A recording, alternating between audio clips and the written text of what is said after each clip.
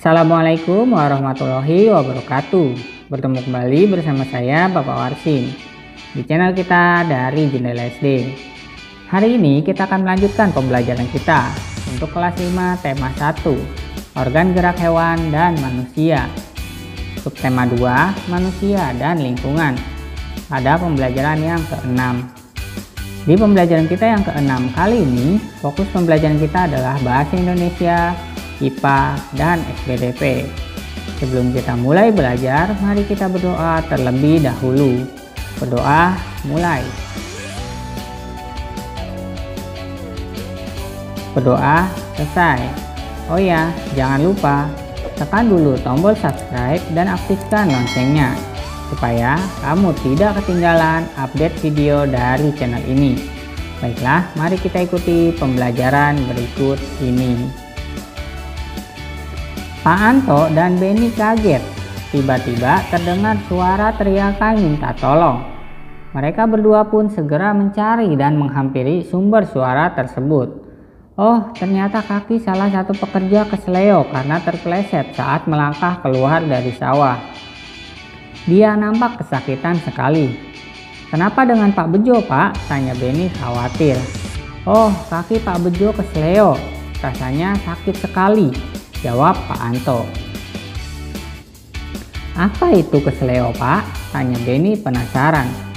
Kesleo merupakan gangguan atau cedera yang terjadi pada otot. Hal tersebut dapat terjadi karena adanya gerakan dadakan. Kekurangsiapan otot untuk melakukan suatu gerakan juga karena adanya paksaan gerakan pada otot, jelas Pak Anto. Oh, begitu ya, Pak, sahut Benny. Benny, kesleo bisa terjadi kapan saja dan di mana saja, serta dalam kegiatan apa saja. Misalnya saat berolahraga. Salah satu jenis olahraga yang rentan terjadi kesleo atau cedera otot adalah sepak bola. Karena dalam sepak bola, kerja otot sangat diporsir. Tubuh harus bergerak dan berlari dalam waktu yang lama, jelas Pak Anto. Oleh karena itu, untuk memperkecil kemungkinan terjadinya cedera sebelum melakukan permainan sepak bola dan olahraga lainnya, harus menguasai teknik-tekniknya terlebih dahulu. Selain itu, kita harus melakukan pemanasan agar tulang dan otot-otot kita dalam keadaan siap, tambah Pak Anto. Oh, menguasai teknik berarti sangat penting ya, Pak, agar kita dapat melakukan permainan dengan baik. Juga untuk memperkecil resiko terjadinya cedera, kata Benny. Setelah dirawat dan diobati, kaki Pak Bejo yang kesleo berangsur-angsur membaik.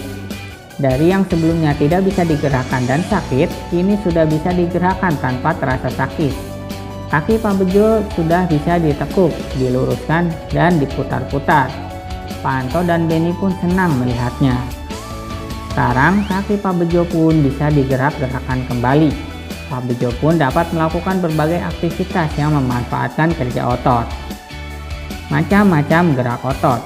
1. Gerak meluruskan, contohnya meluruskan lutut, siku, dan lukas jari.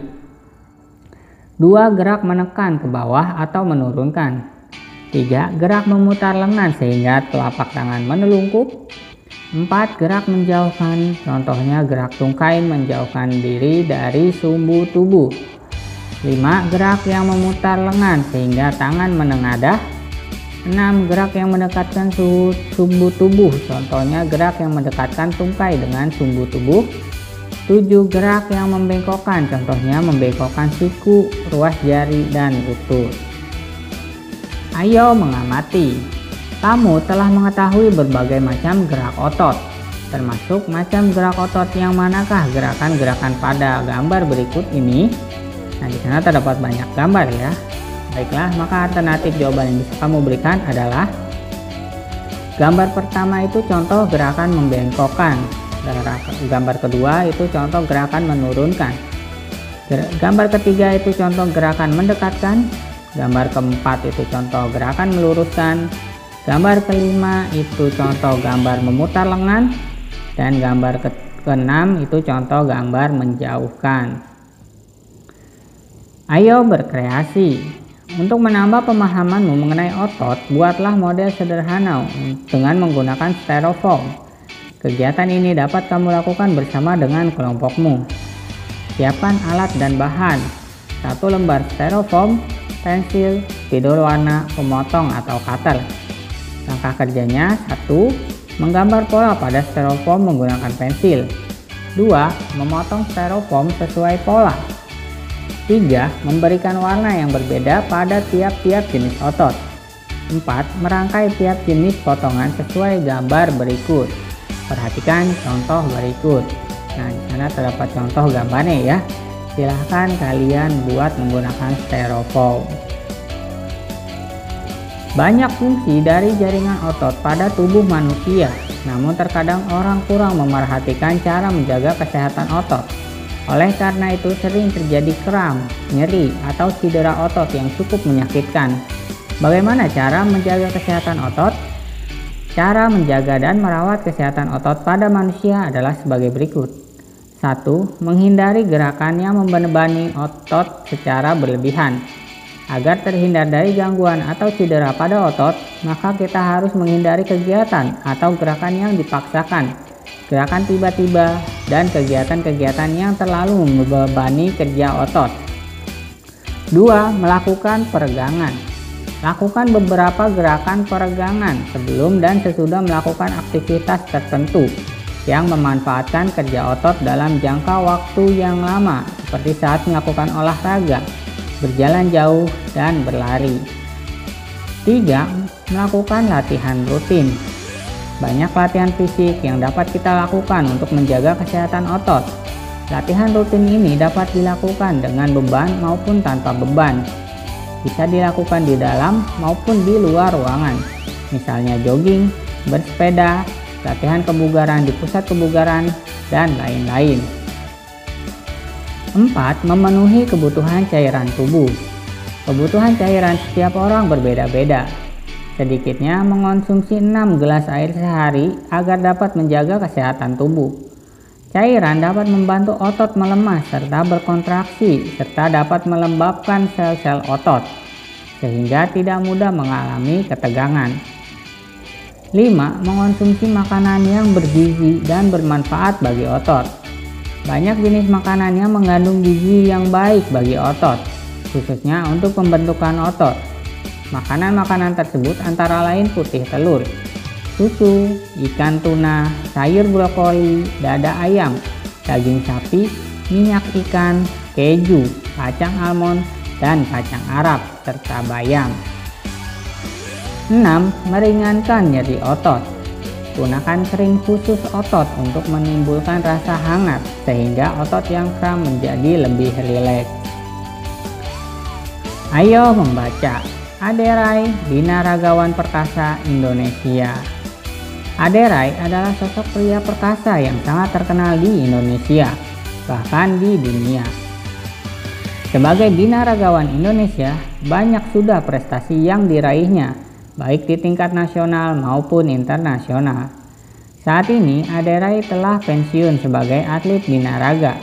Meskipun demikian, ia tetap aktif menjadi pembina dan membuka tempat kebugaran di beberapa daerah di Indonesia.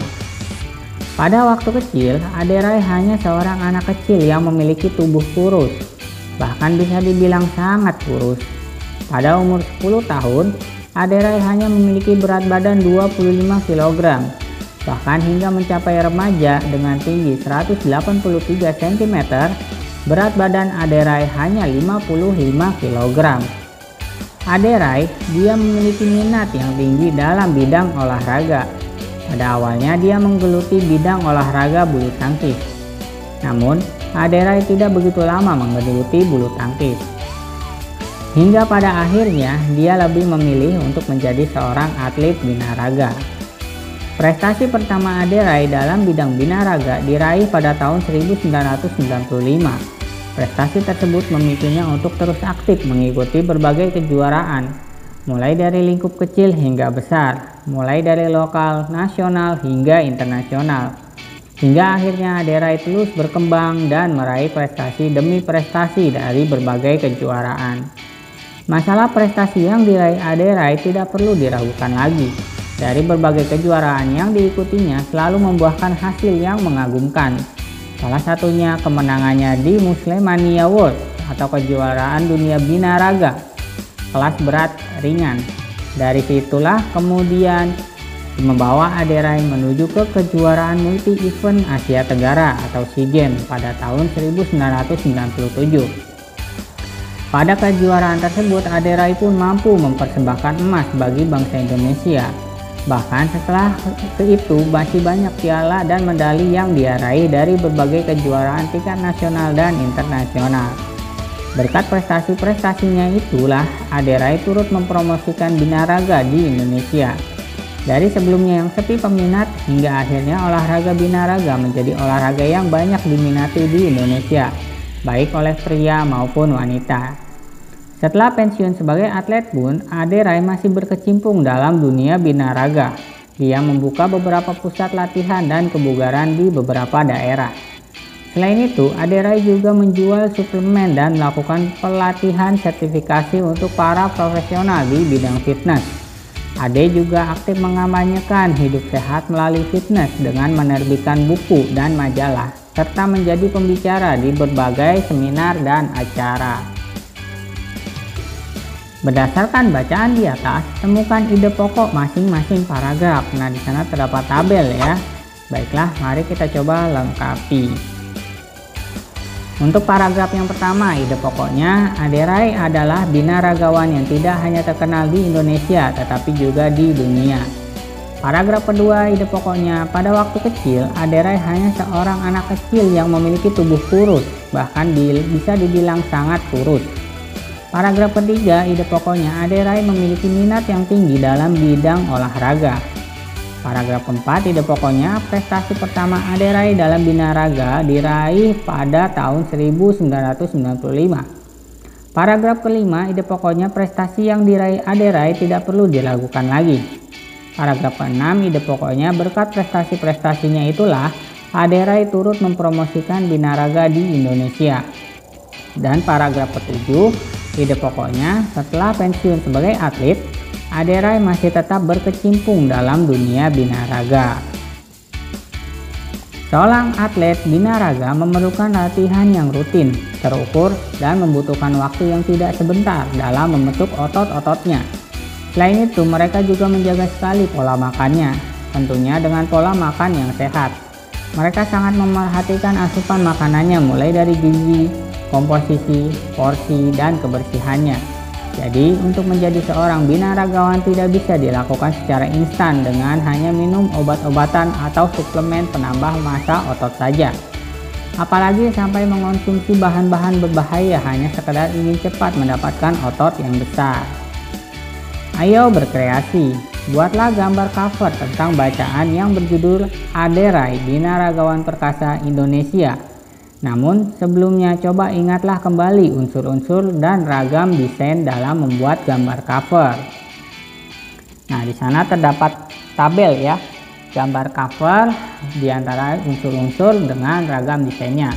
Maka alternatif jawaban yang bisa kamu berikan adalah untuk unsur-unsurnya yang pertama yaitu terdapat judul dengan pemilihan jenis huruf yang menarik dan mencolok.